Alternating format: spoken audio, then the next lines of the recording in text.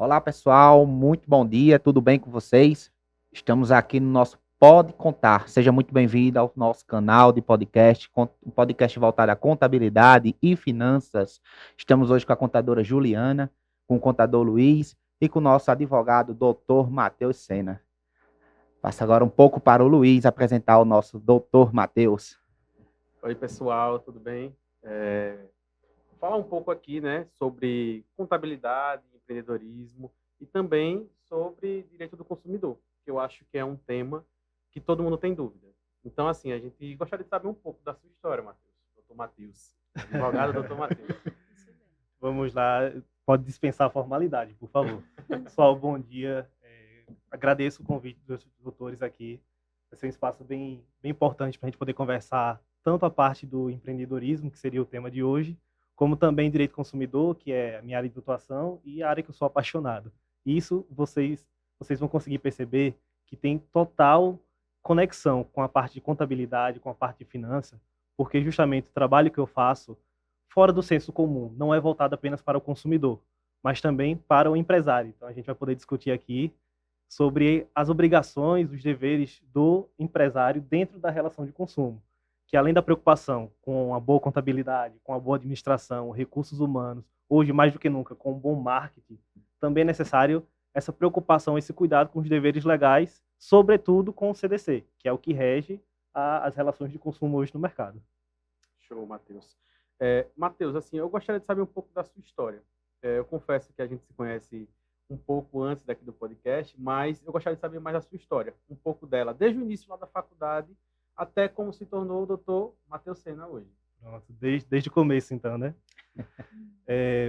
Em sentido contrário à conversa de hoje, na verdade, entrei na faculdade pensando em concurso público.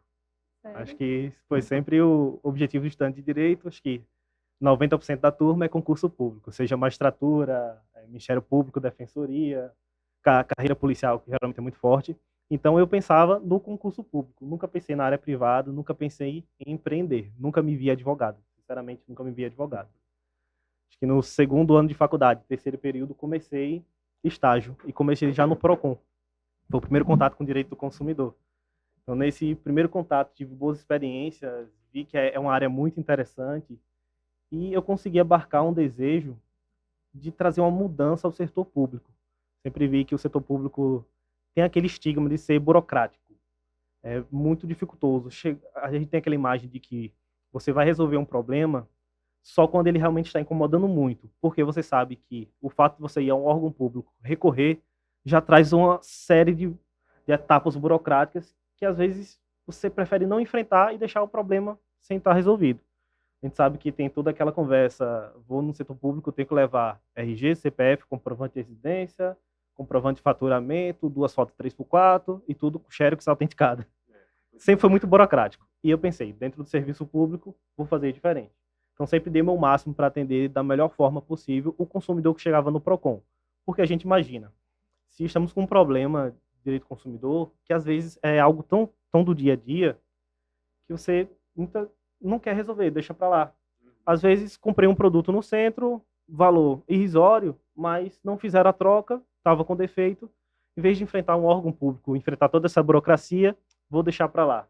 Matheus, tem até um detalhe, você falou isso agora, eu lembrei de uma situação de alguns anos atrás, que eu comprei um fone numa loja aí, né, do centro, e eles me ofereceram a garantia estendida. E eu fui lá e comprei a garantia estendida, com a garantia estendida. Aumentou um pouco o valor do produto, aí realmente fui lá, paguei, passou determinado tempo e o produto deu defeito. Então, em sequência, eu tentei ligar para resolver. Acho que primeiro eu fui lá na loja. Aí eles já disseram, não, tem que ligar para a central. Aí eu liguei para a central, aí não tinha retorno. Aí, insistentes vezes eu tentei ter um retorno daquele produto que estava com defeito em poucos meses, acho que 1, 2 meses. E a garantia ela era mais de 1 ano, se não me engano. Então, eu acabei desistindo. Porque eu pensei, o produto tem um valor tão baixo, eu acho que o produto foi menos de R$100. Não vale desgaste. Exato, eu paguei, sei lá, R$15 de garantia, R$20 de garantia estendida. E eu pensei, vou estar quebrando a cabeça aqui, já estou aqui tentando ligar mais de dias aqui, não consigo, deixa pra lá, vamos comprar outro. E assim, E quantas pessoas não fazem a mesma coisa que eu fiz? E quantos milhões de reais não rodam aí pelo Brasil inteiro de produtos que vieram com defeito e o consumidor não corre atrás? Isso. O consumidor, ele vê uma situação do seu direito violado, mas não vai atrás porque sabe que existe todo um caminho que é muito difícil a ser percorrido. Então, quando chegava o consumidor lá para ser atendido dentro do setor de atendimento onde eu estava presente, eu tentava facilitar o máximo possível para ele. Passei 2 anos dentro do Procon, tanto na parte de atendimento quanto na parte do setor jurídico, fazendo audiências, fazendo atos administrativos, com algumas multas que são aplicadas às empresas que descumprem. E passei, então, para o Tribunal de Justiça. Fiz uma seleção, consegui estagiar no Tribunal de Justiça, em outra área totalmente diversa. Passei 2 anos dentro do Juizado da Violência Doméstica, daqui de Arapiraca. Realmente, totalmente diversa. Totalmente diversa. Do consumidor para penalista. Passei do consumidor para o penal. Então, tive um contato ali com a outra área, muito interessante. E, nesse período, cresceu mais ainda a vontade do concurso público, porque eu trabalhei tanto na parte de atendimento quanto de cartório e dentro do gabinete do juiz. Então, o doutor Alexandre Machado, que hoje está assumindo a vara de execuções de Maceió, agradeço muito o período que eu passei por ele. Foi muito importante, aprendi bastante toda a equipe e hoje ainda permanecem como amigos, não só como colegas de trabalho. E tive uma experiência interessante e me aproximei mais do desejo de concurso público para a magistratura, por ter a prática, a vivência ali. Então, acabou meu período de estágio, foram os 2 anos que eu passei lá, e já emendei com um terceiro, fui para a Defensoria Pública, voltando ao atendimento ao público, voltando a esse apoio, só que ainda não do direito do consumidor, em grande parte no direito de família. Então, já tive contato com a outra área, são outros problemas, só que ainda vinha aquela necessidade da pessoa que está numa situação de vulnerabilidade, que hoje o público da Defensoria é esse público, ele está com uma situação de vulnerabilidade, não tem a quem recorrer, procura a Defensoria Pública para resolver os problemas que sabe que ainda com o processo judicial, toda a dificuldade de um órgão público, não tem outra alternativa. Então, é uma pensão de 100, 200 reais que precisa cobrar, que não tem como pagar um advogado particular, vai na Defensoria, é um tempo bastante elevado para ser atendido, é burocrático você chegar num defensor, num assessor para poder conversar, e estive sempre no mesmo pensamento. Tenho que dar o melhor de mim, desburocratizar o atendimento, o serviço e trazer o melhor resultado para aquela pessoa. Porque a gente entende que não é sobre o direito, a lei seca que eu estou tratando, é sobre uma vida. Se eu falo de uma pensão alimentícia, é uma verba alimentar, é o que a pessoa precisa para sua subsistência. Se eu estou falando de um divórcio, que muitas vezes eu via, pela minha experiência no penal, uma situação de violência doméstica relacionada à violência patrimonial ou violência psicológica, ou violência moral, então eu tinha que resolver aquela situação para tirar aquela mulher daquela situação vexatória, degradante.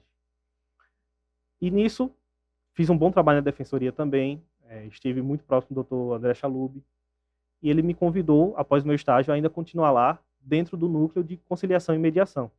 Então, passei ainda o outro ano seguinte ao meu estágio como assessor, conduzindo as audiências de conciliação e mediação. Muitos processos a gente conseguiu resolver de forma conciliatória. Reunir as partes, divórcios, cobranças, pensão alimentícia, guarda, conseguimos sempre no acordo. Então, conduzi esse núcleo, fazíamos de 10 a 15 audiências por dia, de segunda a sexta, muitos documentos produzidos, com um apoio muito importante do núcleo de psicologia, que foi formado nessa mesma época dentro da Defensoria. Então, tínhamos também esse cuidado. Além da parte técnica, tínhamos sempre o apoio da equipe psicológica para lidar com essas questões. E foi muito importante. Nesse tempo que eu estava assessorando da Defensoria Pública, por uma necessidade prática da vida, do dia a dia, precisava começar a trabalhar, me sustentar. Então, iniciei na advocacia. No último ano de faculdade já tinha passado na OAB, felizmente consegui de primeira. Então, vou começar a trabalhar para me sustentar enquanto me preparo para um concurso público. Só que com esse contato dentro da assessoria da Defensoria Pública, na mediação, e em paralelo com o trabalho na advocacia privada, eu me apaixonei. Então, hoje não penso mais no concurso público, penso apenas em desenvolver a minha advocacia com os meus princípios, com todo esse conhecimento que abarquei na minha trajetória. E alinhou muito bem ao tema da nossa conversa de hoje, quando eu recebi o convite, porque a gente vai falar de empreendedorismo na advocacia. E eu vim da faculdade com a visão da advocacia antiga. O advogado é o profissional intelectual, que é balcão de fórum, é cliente boca a boca, é abrir o ponto e esperar o cliente chegar lá batendo, preciso de um advogado. E quando chegou a minha hora, a minha vez, já não é mais assim. Já não é mais assim. Então, entrei na advocacia, me apaixonei e hoje, desde o começo, claro, hoje eu tento sempre empreender dentro da área jurídica. Então, dentro do meu serviço advocatício, é empreender. E voltei ao direito do consumidor. Iniciei a advocacia no direito do consumidor, fiz a minha especialização, estou já na segunda pós-graduação dentro da área, realmente, e hoje eu faço um trabalho voltado não só ao consumidor, mas também ao empresário. Que a gente, no senso comum, imagina, Código de Defesa do Consumidor. Para quem é essa lei? Para o consumidor. Só que não. Na verdade, o nome devia ser o Código das Relações de Consumo, porque existem muitas obrigações para o empresário, para o fornecedor, mas também existem regras lá dentro que protegem o empresário, o fornecedor, e que eu percebi, nesses primeiros anos de trajetória, que muitos empresários, pequenos empresários médios, até grandes empresários, sofriam diversos processos, muitas vezes por minha parte, por não cumprir algumas regras do CDC. Regras simples, um dever de informação, uma cláusula que foi botada no contrato de forma equivocada, uma comunicação com o cliente, uma cobrança feita de forma vexatória ou abusiva, e sofriam processos, que para uma pequena ou uma média empresa pode significar o fim do negócio. Daí eu comecei a trabalhar com esse outro público, que é o empresário. Basicamente a trajetória, falei bastante, mas foi isso. Resumiu aí alguns anos em alguns minutos. Foi. Né? Até assim, eu fiquei pensando, né? Eu falei o meu caso, né, que eu tive, sobre a garantia estendida e tal, mas eu falei o lado do consumidor. E para a empresa? Como é que funciona essa questão da, por exemplo, da cobrança que vem do consumidor? Por exemplo, comprei um produto que não fiquei satisfeito, mas de repente eu reclamei, talvez até uma reclamação que não fosse de fato devida. Como é que a empresa se defende disso? Nesse quesito, eu vou ter que puxar a sardinha para o meu lado. Uma assessoria jurídica é essencial, porque a empresa ela precisa ter um procedimento operacional para a relação com o cliente. Seja uma boa política de troca, uma política de pós-venda, um saque que realmente ele atenda ao consumidor. Então, às vezes, sim, consumidores fazem algumas reclamações infundadas ou com um conhecimento equivocado da lei. Só que o fornecedor ele está numa situação de desigualdade na relação de consumo. A gente entende a empresa, o fornecedor, sempre num degrau a mais. Ele está acima por ter o conhecimento técnico do negócio. Então, ele tem que ter alguma obrigação a mais naquela relação. Ainda que o consumidor faça uma cobrança ali de forma indevida, o fornecedor ele tem a obrigação de esclarecer a situação e remediar da melhor forma. No seu caso, eu vou até puxar um assunto interessante. Quando a gente compra um produto em loja física, a gente acha que tem um direito de troca, não é isso? Comprei uma sandália, não gostei da cor, cheguei em casa, não serviu no pé, vou lá na loja trocar no mesmo dia. Só que a empresa não é obrigada a fazer a troca. Apenas online. Isso. A gente acha que é obrigado, mas por quê? Porque criou-se uma cultura no mercado de consumo de ter o prazo para troca. Então, hoje o que é que se fala na lei? Não é obrigação do fornecedor comprar em loja física, realizar a troca. No entanto, se ele faz isso uma, duas vezes, ou a gente percebe que é a cultura local, é necessário que ele informe. Expressamente, tem que ter um aviso, não realizamos troca.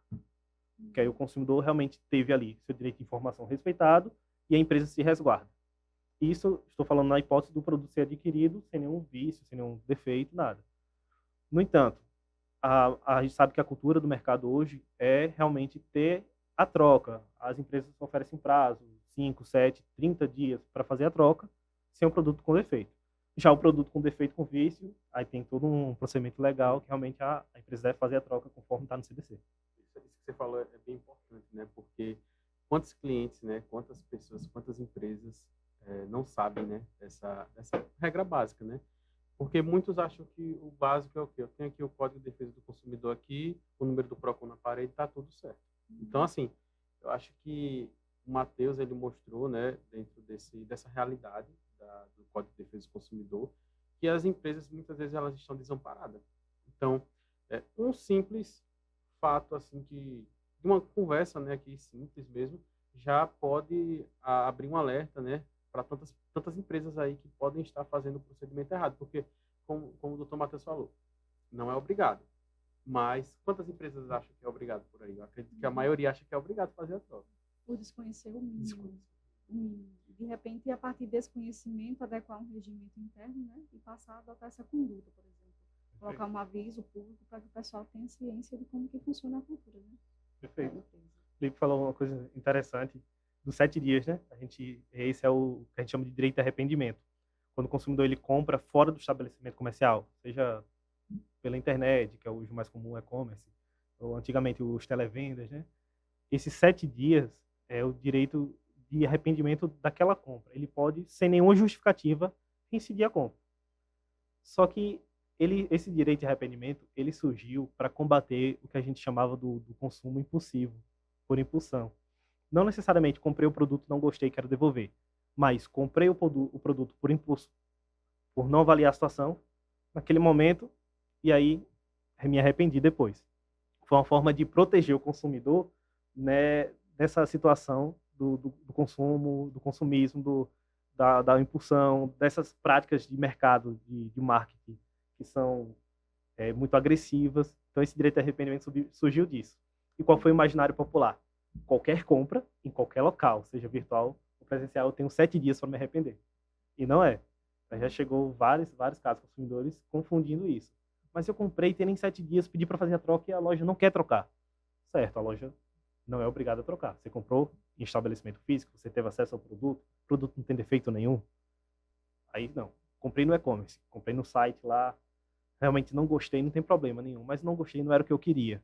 Comprei por impulso. Aí sim, tem o direito de devolver. Doutor, e nesse caso da compra por e-commerce, compra online, que existe esse direito, né, da compra por arrependimento e devolver, quem assume esse custo do retorno do produto, só por curiosidade? Perfeito. O custo é todo da empresa. Todo da empresa. Você recebeu o seu produto, quer devolver, o primeiro passo é comunicar dentro do prazo de 7 dias a empresa e exercer seu direito de arrependimento, e ela tem que enviar ou o código de postagem para se enviar pelos correios, ou fazer o procedimento para ser uma transportadora privada. Mas o consumidor não pode ter nenhum custo para essa devolução. Mesma situação, um produto com defeito, com vício, esse custo de devolução não é do consumidor. E nos casos da má-fé, como é que a empresa se protege disso? Porque, assim, existem diversos casos em que, até uma frase que eu já ouvi, há pessoas que vivem disso, entendeu? Então, assim, existem muitos casos de pessoas que realmente trabalham com a má-fé. Tipo, vivem disso, trocando produtos, compra, devolve, pega um desconto. Já vi vários casos. Escala, a pessoa de repente desenvolve esse consumismo, aí compra e se arrepende e vira esse hábito. E realmente trazendo esse custo para a empresa é complicado. É uma receita que ela esperava, assumir a logística de entrega, tudo isso. E o retorno ainda é por conta de quem forneceu, né? É complicado. E como é que ela se blinda disso? Assim? O que é que defende ela também? De repente o consumidor está fazendo isso com recorrência. Pronto. No direito de arrependimento, realmente esse custo é da empresa. E como a empresa ela tem o seu planejamento do plano de negócio, do mercado, ela tem que incluir esse custo no seu operacional. Então, infelizmente, tem que haver essa previsão desse custo operacional. E para se proteger, é o seguinte, o consumidor exercer o seu direito de arrependimento, ele pode devolver o produto, mas caso caso verifique que o produto ele foi usado, ele tem alguma marca de uso, ele apresentou um defeito depois que o consumidor adquiriu, então a empresa pode alegar isso e não garantir o direito de arrependimento, porque aí realmente a gente verifica a má-fé. O consumidor pegou o produto, usou 6 dias, no 7º devolveu. Mas aí a gente vai ter essa comprovação do uso dele. E se isso é de forma reiterada, fica mais fácil ainda da empresa comprovar. Daí vem a necessidade de ter um bom procedimento interno operacional para essa parte do pós-venda. O trabalho do empresário ele não vai até a entrega do serviço ou do produto. A gente sabe que hoje o pós-venda é tão importante quanto o pré-venda. Precisa ter esse mapeamento, e a venda foi concluída, o negócio foi fechado, passou 7 dias, está tudo bem, o produto não apresentou nenhum defeito. Então, esse pós-venda é muito importante justamente para ter esse controle. Realmente são pequenas coisas, né, que fazem toda a toda a diferença para a empresa, né? E até para o consumidor também. Então, eu achei bastante interessante essa questão que você falou do arrependimento de 7 dias. Confesso que eu não sabia que a regra era essa. Também não. Mas, assim, puxando realmente para o lado mais da questão empresarial.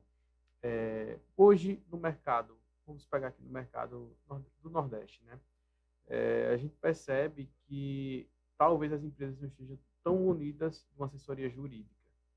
Eu percebo realmente pela nossa realidade diária. E, assim, eu percebo que há muitos processos rolando com esses tipos de tema. E qual a importância da assessoria jurídica diretamente dentro da empresa? Uma assessoria recorrente, não assessoria ali, aconteceu um problema, vou apagar o incêndio, vou chamar um advogado, mas qual a importância nos processos da empresa ter uma assessoria jurídica recorrente ali, mensal, vamos dizer? Pronto, realmente, a análise de mercado que a gente trabalhou no escritório, ela demonstra que a maioria dos empresários, isso eu estou tratando de pequenas empresas, empresas de médio porte, não tem uma assessoria jurídica. Porque é interessante você pensar que toda empresa, quando se abre, seja um pequeno porte, um médio ou grande porte, tem que ter uma contabilidade. Isso a gente já conseguiu vencer. Ele já sabe da necessidade de uma contabilidade. Mas ainda há uma dificuldade de entender a necessidade de um jurídico. E o que é determinante é que uma empresa, quando ela nasce, pequeno ou médio, ela tem aqueles primeiros anos de mercado muito difíceis. E qualquer intempérie nesses primeiros anos pode ser decisivo para continuar ou não o negócio. Vou citar um exemplo para responder essa pergunta. Um dos clientes do escritório, eles comercializam produtos, artigos de presente, e uma situação que apareceu numa garrafinha daquelas térmicas personalizadas. O consumidor adquiriu essa garrafa, ela é no material de inox com a personalização, com a outra camada, com a personalização que ele pediu. E voltou lá com a garrafa arranhada. E reclamando, o produto está com defeito, exige a troca, como é o direito do consumidor. Só que essa empresa de médio porte tinha uma assessoria jurídica. Ela foi orientada a, com o produto, enviar um manual de uso e um manual de limpeza. Por quê? Se você não limpa aquela garrafinha com o produto certo, da maneira correta, ela vai apresentar defeito. Então, com essa comprovação de que o consumidor recebeu, junto com o produto, o manual de uso, recebeu o manual de limpeza e foi orientado no pós-venda, a gente conseguiu comprovar que ele recebeu toda a informação e que o vício que apareceu no produto foi por conta de um mau uso. E o mau uso, o uso inadequado do produto, ele retira a responsabilidade da empresa. Então, sem essa orientação, provavelmente a empresa estaria respondendo um processo. Claro, talvez o custo de uma garrafinha não quebrasse a empresa, mas o custo de um processo judicial, sim. Porque no processo judicial, além do dano material, que no caso seria o produto adquirido, costumeiramente pedimos também o dano moral, e hoje se fala ainda no desvio produtivo, que é o tempo que o consumidor perdeu para resolver aquele processo. Então, são 3 indenizações. Para a empresa se defender dessas 3 indenizações, tem que contratar um serviço jurídico.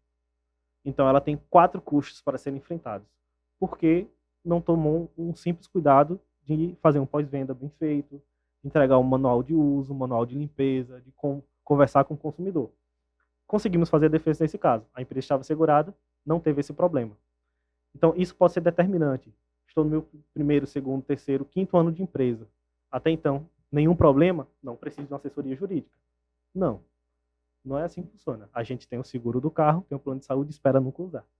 Mas quando acontece um problema, um acidente ou um problema de saúde, estamos assegurados. Então, a assessoria jurídica é isso. E aí é interessante também eu poder explicar a diferença de uma assessoria e uma consultoria jurídica ou uma assessoria fixa. A assessoria jurídica, ela pode estar de 2 formas. Você pode montar dentro da sua empresa um núcleo jurídico.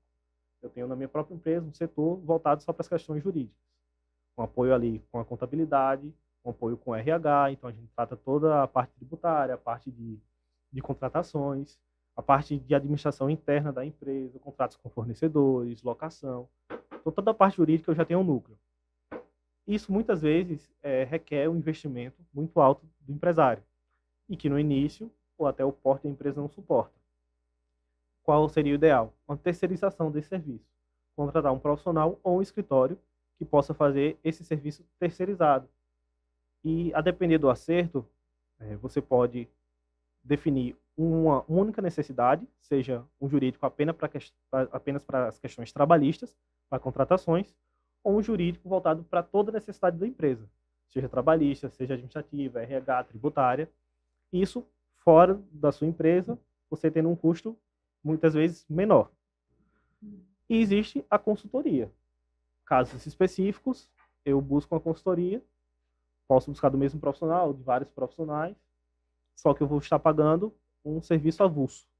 E a gente sabe que muitas vezes um pacote de serviço, um pagamento mensal, um seguro, ele sai mais barato do que pagar um serviço avulso.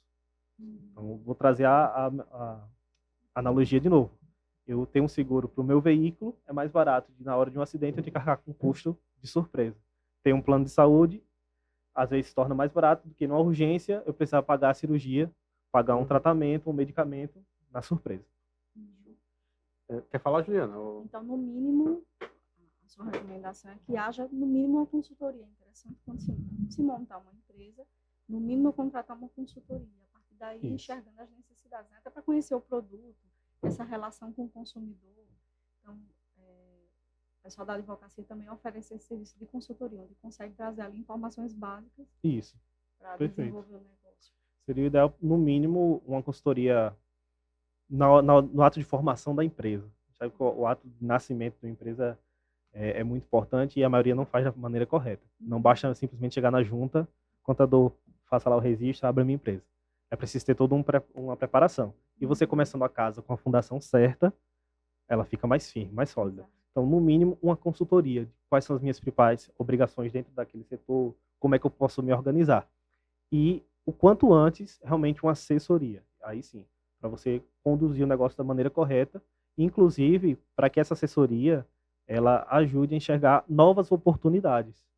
Um caso emblemático que a gente viu foi a questão do bombom sonho de valsa. Isso aí todo advogado conhece, todo tributarista conhece, arrisco a dizer que todos os contadores também. Por uma mudança ali de caracterizar como chocolate para um biscoito Eiffel, a gente tem uma alíquota diferente, há uma economia gigantesca no imposto da empresa. Então, por uma assessoria ali, que estava atenta às obrigações tributárias, à atualização legislativa, a empresa consegue economizar muito dinheiro. De mestre. Basicamente com embalagem. Basicamente com isso. Então, essa assessoria ajuda, inclusive, a desenvolver o negócio. Se tratando de empreendedorismo, o senhor aqui na cidade de Arapiraca, o que é que o senhor vê de dificuldade com a cultura dos empresários? Pronto. Tratando de empreendedorismo, como eu disse, a gente fez essa análise de mercado e a necessidade de uma assessoria jurídica foi muito presente. Hoje, no escritório, a gente oferece a parte não só consumerista comigo, mas também com os meus sócios, parte trabalhista, tributária e civil de forma geral. E a gente enxergou que por não ter esse preparo, o início correto, e não remediar de pronto com uma boa assessoria, o empreendedor ele fica perdido. Sobretudo pela questão econômica que estamos vivendo hoje. A gente sabe que a taxa Selic está nas alturas, questão de dificuldade para o empresário conseguir um capital de giro, um empréstimo, também está muito complicado. E isso dificulta o papel do empreendedor de crescer o seu negócio, de fortalecer o seu negócio. Até ontem eu estava fazendo uma live com o meu sócio a respeito da lei do superendividamento. E a gente tratou de como a situação do endividamento do brasileiro, do superendividamento do brasileiro, que deu origem, então, à atualização do CDC com a lei, ela prejudica não só o consumidor. A gente não está falando de um problema isolado do consumidor, mas é um problema para o mercado de consumo, porque o consumidor que está endividado, ele não tem a capacidade de consumir. Se hoje eu não consigo crédito, eu não consumo. Se eu não consumo, a empresa quebra.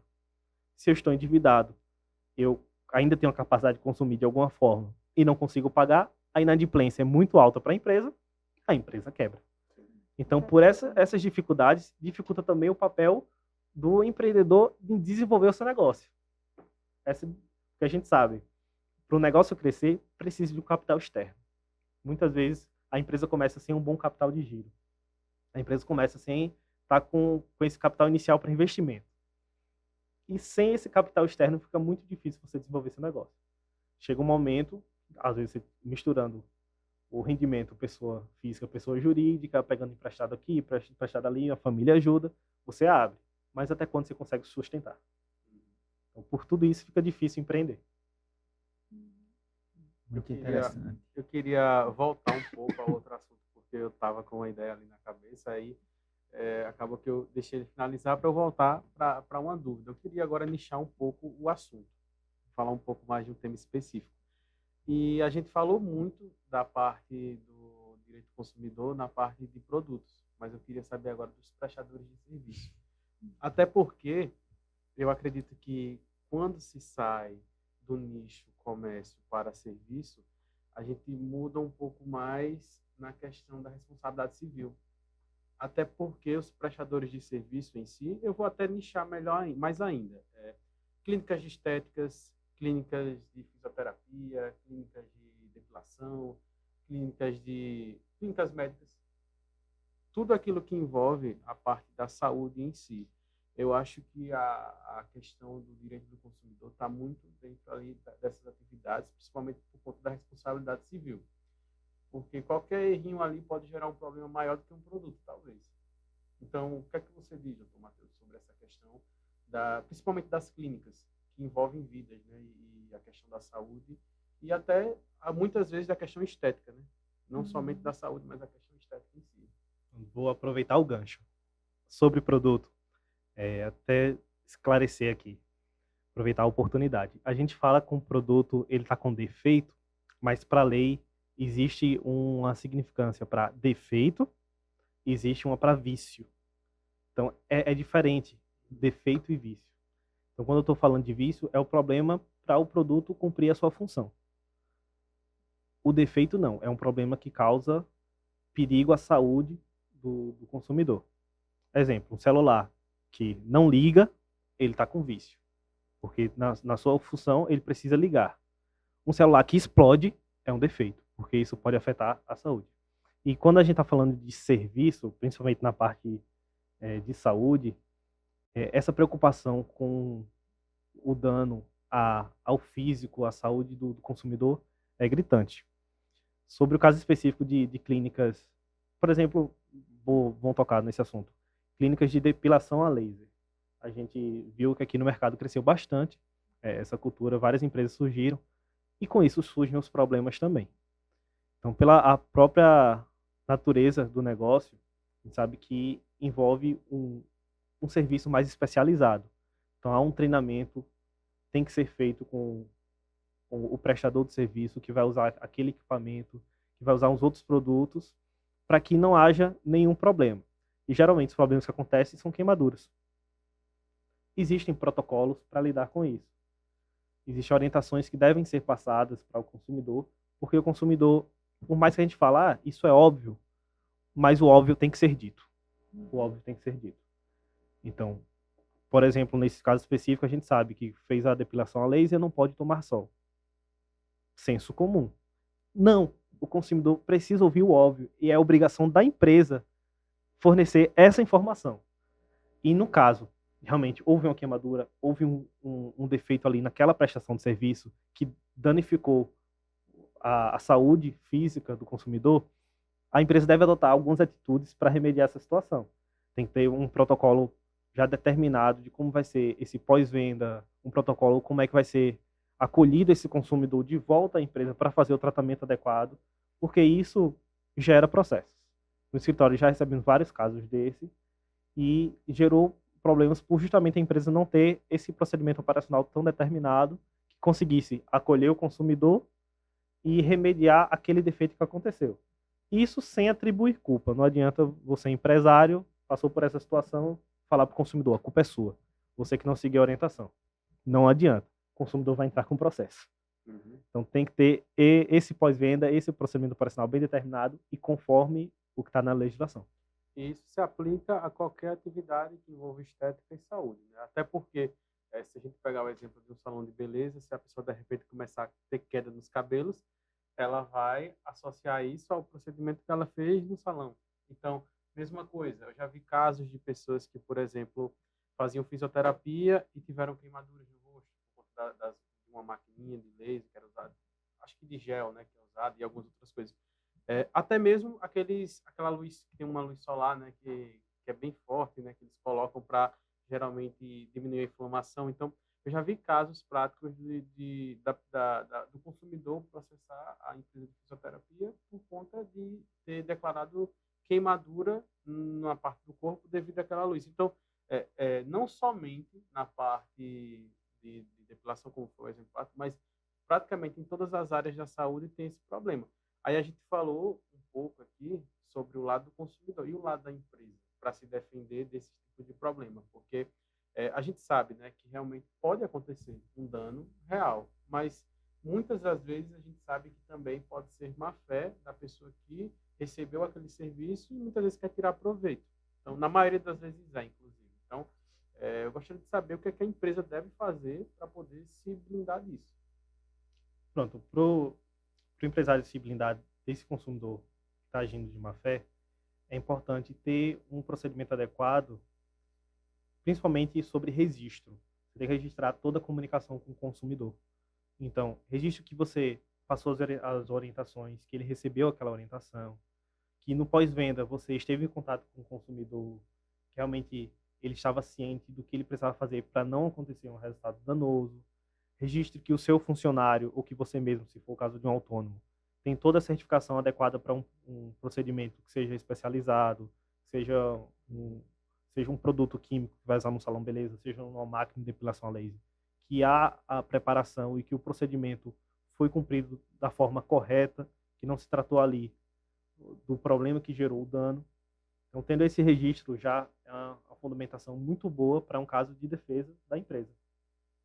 Sim, de fato, eu acho que a questão documental mesmo das provas, por si só, já é uma forma dela também se proteger. O problema é que a maioria das empresas não tem esse processo. É aí onde entra, né, a função até da assessoria jurídica mesmo, dentro desse processo do direito do consumidor, que pode muitas vezes ajudar a se livrar de um problema muito grande. Um caso até comum que eu já vivenciei, por exemplo, salão de beleza, trabalha com química. Então, muitas vezes a gente escolhe o procedimento pelas fotos que a gente visualiza no perfil do salão de beleza. E muitas vezes a gente faz e o resultado não é o mesmo. Existem variáveis, né, que vão condicionar o resultado ser o mesmo ou não. Só que muitas vezes a gente não fica ciente. A gente realiza o procedimento, não teve o resultado. Olha, seu cabelo não abriu bem. Mas é interessante ter isso formalizado. Era para ter um termo, até para conhecer, por exemplo, uma coisa que eles costumam fazer, mas não formaliza. Tomou banho de piscina, tomou banho de mar, usou algum procedimento, fez aqueles procedimentos mais invasivos, tipo uma progressiva, eles não formalizam. Há uma entrevista rápida durante aquele primeiro contato, mas nada disso formalizado. Já era uma forma da empresa, eu imagino, já se resguardar do possível resultado sair diferente, né, do esperado. Checklist, né? Exato. De certa forma, formalizado. Há essa entrevista, mas assim, boca a boca, mas não formaliza. A gente conhece até algumas experiências de salões que já passaram por processo, justamente por esse resultado da química não ser. Outra coisa também, muitas vezes é divulgado o profissional que realiza a química, mas na hora do procedimento em si, parte do procedimento é realizado por outra pessoa. Então, assim, realmente há essa necessidade de documentar, de escriturar, né, todo o procedimento, desde o momento, né, da oferta do serviço até o pós mesmo, para entender o que aconteceu ali e se blindar realmente do eventual processo. Isso. Dentro da prática do escritório, a gente sempre voltou muito para a educação, sempre prestar essa informação. Então, nos trabalhos que fizemos foi justamente com barbearias e salões de beleza que trabalham com produtos químicos, porque realmente é necessário o conhecimento adequado da empresa, do fornecedor, para trabalhar com aquele produto. E é necessário ainda o consumidor estar ciente de que aquele produto talvez não seja o adequado, que aquele corte não serve para aquele tipo de cabelo, aquele procedimento está sendo realizado por um profissional certificado ou não. Então, é necessário falar o óbvio, de novo. O consumidor ele não é obrigado a saber que esse tipo de cabelo não dá para fazer esse corte, que essa química aqui não é para esse tipo de cabelo, que eu vou fazer aqui uma micropigmentação, mas eu sou tem algum tipo de alergia àquele produto. O consumidor ele não é obrigado a saber. Tem que ser um trabalho puramente da empresa. O risco que se assume no negócio. É um trabalho técnico próprio da empresa. Então, é necessário a empresa estar adequada a isso e ter tudo documentado com o consumidor. Se eu vou trabalhar com química, eu preciso fazer essa entrevista prévia, fazer uma análise se o consumidor ele está apto ou não daquele procedimento. Se existe algum indicativo que contrarie a indicação para aquilo e eu preciso passar para o consumidor. Esse produto tem tal substância que essa substância é conhecida por pessoas serem alérgicas. Você tem um conhecimento? Vamos fazer um teste? Esse tipo de corte não se enquadra no seu tipo de cabelo, não dá para funcionar muito bem, talvez você não goste do resultado. E aí, eu tendo essa informação do consumidor, eu cumpri o papel enquanto empresário. O consumidor assumindo o risco é outra história. E aí eu tenho outros meios para defender a empresa nesse sentido. Aproveitando a fala de Juliana, quando ela fala que foi contratado um profissional A, mas durante a operação foi feito por um profissional B. Acho que são chamados de contrato infugíveis ou fugíveis, alguma coisa desse tipo. Qual é a responsabilidade do empresário que foi contratado? Ela queria aquele empresário A, mas ele delegou a tarefa para o empresário B. Existe uma obrigação a ser maior para essa situação? Nesse quesito, a gente precisa entender qual é a imagem que a empresa está passando. Eu sou uma empresa dentro de uma marca e lá dentro tenho vários profissionais. Para um procedimento que exija uma certificação específica, só o profissional que tem certificação pode fazer. Caso um outro profissional venha a fazer porque tem o conhecimento, mas não tem a certificação, talvez não teve o treinamento adequado e dê um problema, a empresa como um todo responde. Porque aí eu não estou falando de uma responsabilidade ao indivíduo, mas uma responsabilidade para a empresa. Numa outra situação, eu tenho uma empresa que faz o fechamento e terceiriza para uma outra realizar o procedimento. Nesse caso, a gente está falando de uma responsabilidade solidária. As duas respondem. O consumidor ele pode escolher processar só uma ou processar as duas. E a responsabilidade é dividida entre elas. As duas, dentro dessa cadeia de consumo, vão ter que responder esse processo. Mas, em resumo, assim, num caso mais prático do nosso dia a dia, o responsável é o dono do CNPJ. Vamos dizer assim, o salão de beleza em que ela tem várias funcionárias. Se o erro for do funcionário do salão de beleza, quem responde é o CNPJ. Isso. E é a Perfeito. pessoa responsável legal pela empresa. Perfeito. Foi o primeiro exemplo que eu citei. Se for uma empresa e os profissionais dentro da mesma empresa, dentro do mesmo CNPJ, o responsável é o CNPJ, não é o indivíduo. O consumidor ele não vai atrás do indivíduo, a não ser, claro, num caso que a gente verifique que a culpa é individual. Foi ali uma falha daquele profissional e especificamente por uma negligência, por uma imperícia dele. Só que, de toda forma, o consumidor ele vai buscar a empresa para ser responsabilizada. E aí o empresário, se futuramente ele verificar que foi culpa do seu funcionário, ele pode fazer essa ação regressa contra o funcionário. Mas, em tese, a primeira represália que vem é contra o CNPJ, é contra a empresa. Na ação regressa, ele se isenta da culpa? Se ele conseguir comprovar que foi totalmente culpa do profissional, seja por uma negligência, uma imperícia, uma má-fé, às vezes, ele consegue, nessa ação regressa, posterior à ação consumerista do consumidor. Então, de toda forma, ele já teve um prejuízo inicial. E, às vezes, esse prejuízo não é recuperado depois. Ele só consegue rever alguns pontos, se for o caso, fazer uma demissão, uma rescisão de contrato, alguma indenização compensatória, mas de toda forma teve um primeiro processo que já foi respondido, já teve o prejuízo. Temos uma pergunta aqui. Já pode ler para a gente? Tem cliente que quer pagar com parceria ou visibilidade. Não. Tem cliente que quer pagar com parceria ou visibilidade. Como vocês lidam com isso? Vamos lá. Complicado. É a tendência do momento. É o arroba, né? É o arroba. Quanto é que está custando o arroba hoje? E não estamos falando de boi. O empresário não é obrigado a aceitar dessa forma. Tem a previsão legal, o pagamento em pecúnia. Seja qual meio, seja espécie, seja crédito, seja Pix, não é obrigado a aceitar uma parceria, mas a gente sabe que, infelizmente, hoje tem muita proposta nesse sentido, né? Não, eu divulgo o seu negócio. Eu acho que até a pessoa ela quis falar assim, no sentido de, tipo, já prestou o serviço, a pessoa está sem dinheiro para pagar e quer pagar com o arroba. Então aí eu acho que já vai até além do direito do consumidor, né? Aí já envolve realmente uma questão criminal, praticamente um golpe ali, né? Que ela, se ela não está com dinheiro para pagar o serviço que já recebeu e quer pagar com arroba, e o empreendedor não quer receber esse arroba, então já vai para a delegacia resolver lá A a gente situação. entra no papo da inadimplência. Existem meios para cobrar dentro do direito civil e fazer essas cobranças. E se vê realmente ali qualquer indício que foi um estelionato, aí vem a esfera penal para proteger o empresário. Mas ele não é obrigado de jeito nenhum a aceitar uma parceria. O pagamento é em pecúnia, é em dinheiro. É, como no passado, né? Sempre dinheiro. Sempre em dinheiro. Tem alguma dúvida, Felipe, sobre o tema em si, né? A gente pode pegar também questões práticas do dia a dia para a gente acabar até tirando dúvida Eu com o Dr. queria Matheus saber aqui, né? do Dr. Matheus qual foi o cenário mais impactante na área do direito do consumidor. Cenário impactante referente A processo. Qual foi o processo que você mais se impactou na Pronto. sua área? Por uma questão ética do nosso estatuto da ordem, eu não posso divulgar resultado do processo, nem cliente, nem nome. Mas, voltando ao exemplo até que a gente comentou aqui sobre as clínicas de depilação. A gente, como eu te falei, o mercado cresceu bastante, popularizou e com isso vem os problemas.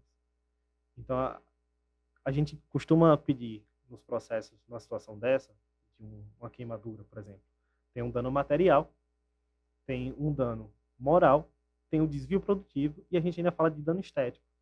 Então, por uma situação tão simples, gerou um processo enorme. A gente estava discutindo um dano material sobre o pacote de serviço que foi pago e não foi realizado totalmente. Eu discuti sobre um dano moral de não ter tido um pós-venda adequado, feito uma moralidade. Eu discuti o desvio produtivo do consumidor tentando resolver aquela situação extrajudicialmente, não conseguiu. E discutir também o dano estético, porque afetou a estética, afetou o íntimo daquela pessoa. Então, por uma situação simples, deu um processo enorme. Um outro exemplo também, nesse sentido de uma situação simples que pode gerar um processo muito grande, por produto, defeito no produto, a gente acabou gerando 4 processos.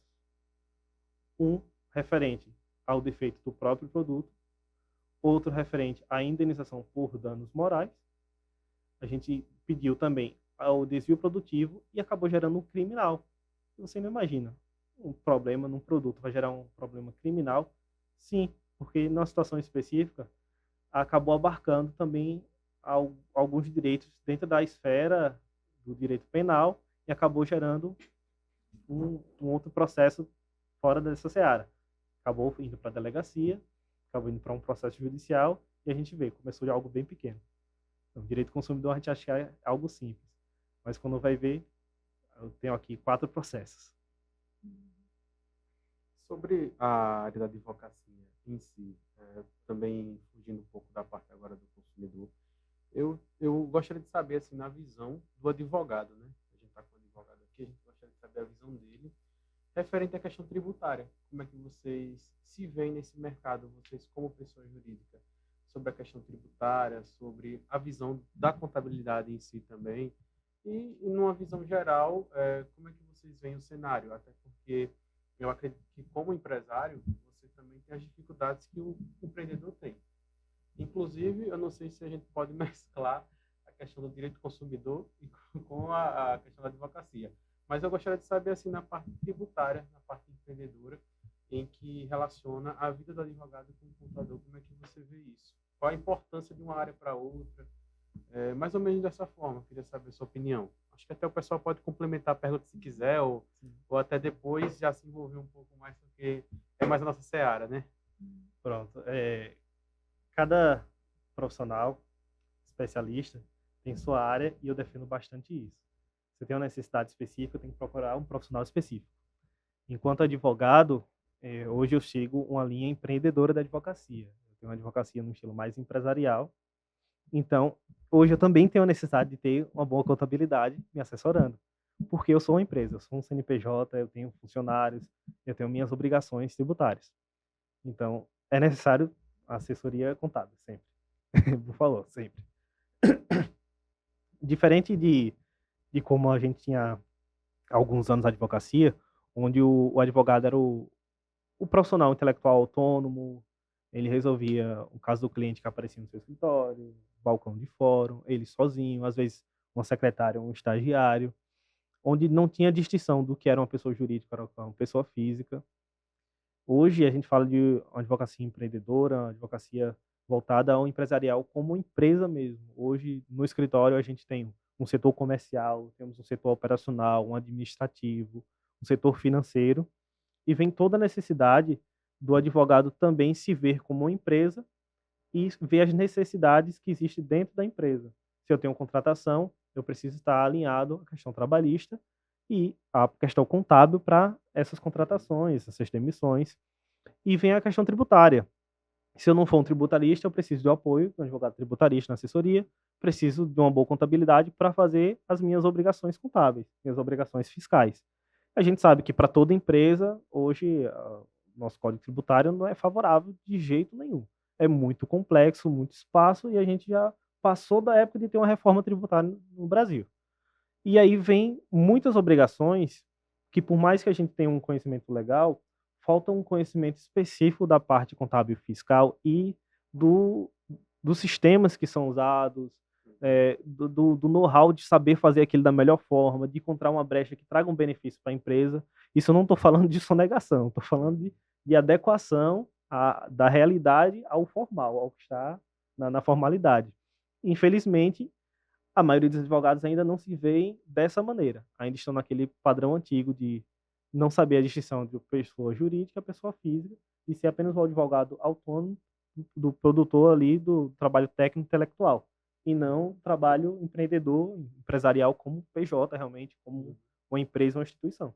E falando um pouco, né, também da parte tributária, a gente, como contador, a gente basicamente já sabe ali os atalhos da questão das tributações, né?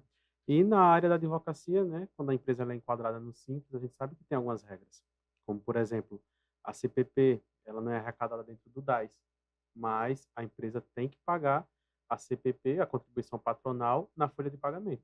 Então, ela sai do DAS, do Simples Nacional, mas ela é recolhida pela folha. Então, muitos advogados às vezes não sabem dessa situação, então às vezes eles estão sonegando impostos de forma que não sabem que estão sonegando. Também tem a questão do recolhimento do ISS, então tem que fazer esse estudo, né, para verificar se a empresa ela de fato pode recolher o ISS de forma fixa no município ou se ela por obrigação vai ter que pagar dentro do DAS. Então são várias questões tributárias que você pode, entre aspas, estudar para que a sua empresa recolha menos impostos. Então, eu acho até que vocês podem também falar um pouco disso, acho que vocês entendem bastante dessa área, Juliana e Felipe, né? E assim, eu acho que vocês concordam com o que eu falei, né, nessa questão tributária, né? Onde muitas pessoas não sabem, mas, por exemplo, existe a regra, né, da Lei Complementar de 2006, onde o ISS fixo ele pode ser recolhido desde que haja a lei municipal. O problema é, a lei municipal não existir. Então, muitas vezes a gente chega com casos desse, onde o cliente ele alega que tem o direito daquilo e tudo mais, mas às vezes a prefeitura não tem a lei orgânica que possa permitir que a lei federal seja cumprida. Então, a gente tem esses impasses. Assim como também o ISS autônomo, né, que o profissional ele pode recolher anualmente, né, e entre aspas, não pagar por cada nota de pessoa física. Então, a gente já está falando aí da questão da pessoa física. Então, tem essas regras básicas que elas detêm da lei municipal para funcionar. Então, gostaria que vocês falassem um pouquinho também sobre a questão da tributação para advogado também, para o pessoal que está assistindo a gente saber um pouco mais. Bom, uma dúvida que eu tenho, você enquanto advogado, enquanto detentor também de um CNPJ, como que você vê a questão tributária a nível de impostos aplicados para a sua categoria? Como que você sente isso no momento que você conheceu a carga tributária? Assim, como que você se sentiu nessa seara? Pronto.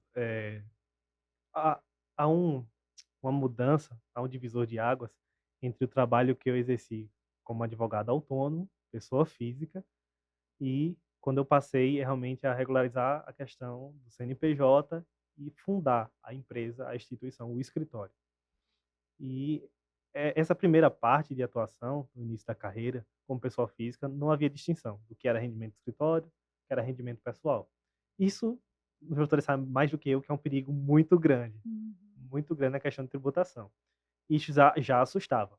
A partir do momento, então, que houve a divisão de águas, que eu fundei o escritório, então agora eu tenho uma empresa que agora tem uma necessidade que já tinha antes, mas agora mais do que nunca, de ter uma assessoria contábil, eu me vejo diante de muitas outras obrigações fiscais.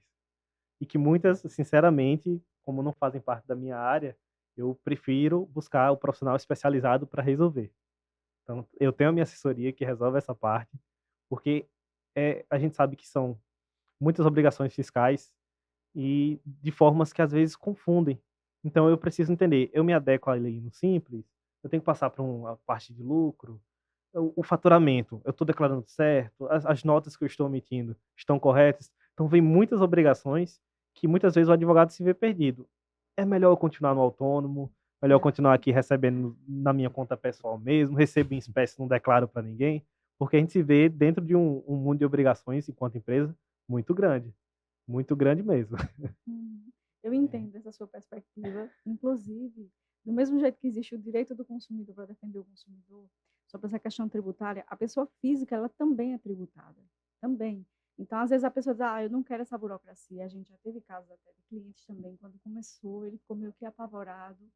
Não, vamos começar devagar. Ele disse, não, deixa eu como eu estava antes, que isso aí é uma coisa que eu não tenho, que tem uma preocupação agora. Mas, na verdade, na questão tributária, tanto a pessoa física como a pessoa jurídica, elas são tributadas, certo? O trabalho, ele é tributável nas duas situações. E quando a gente faz a simulação, a tabela aplicada à pessoa física, ela é muito mais onerosa. No que é que hoje a gente tem saído em vantagem? Esse tempo todo, o pessoal trabalha na informalidade e a questão da Receita Federal não atuou ainda dentro do que lhe cabe. Mas hoje, se houver um cruzamento, como estavam tentando fazer com o Pix, e começar a enxergar o rendimento da pessoa física, que não está sendo declarado lá na declaração de imposto de renda, enquanto não houver isso, o pessoal ainda acha vantagem em ficar na informalidade. Mas essa é uma realidade que sempre foi assim, sempre existiu. Mas aí, por conta dessa dormência, né, da Receita Federal, mas a gente imagina também que num cenário em larga escala, o país vai ser revirado. Imagina hoje começar a enxergar quem é que está atuando como pessoa física, que devia estar atuando como uma pessoa jurídica pela carga tributária e não está, né? Então, o pessoal às vezes acaba querendo recuar e ficar na informalidade, mas é um risco muito grande mesmo. Se a Receita Federal realmente investigar e ver que o rendimento dele não tem sido apresentado na declaração de imposto de renda, e aplicar a tabela do imposto de renda, ele vai saber desde quando ele devia estar atuando como pessoa jurídica, né? Tem essa questão. Mas eu imagino na questão assim que eu lhe perguntei, né, se isso lhe impactou, porque é uma realidade, como você bem comentou, né, que enquanto você estava autônomo você desconhecia, Sim, né? sim. E de repente quando você enxerga que tudo que você receber, peraí, todo o meu dinheirinho, eu prestei uma consultoria, né?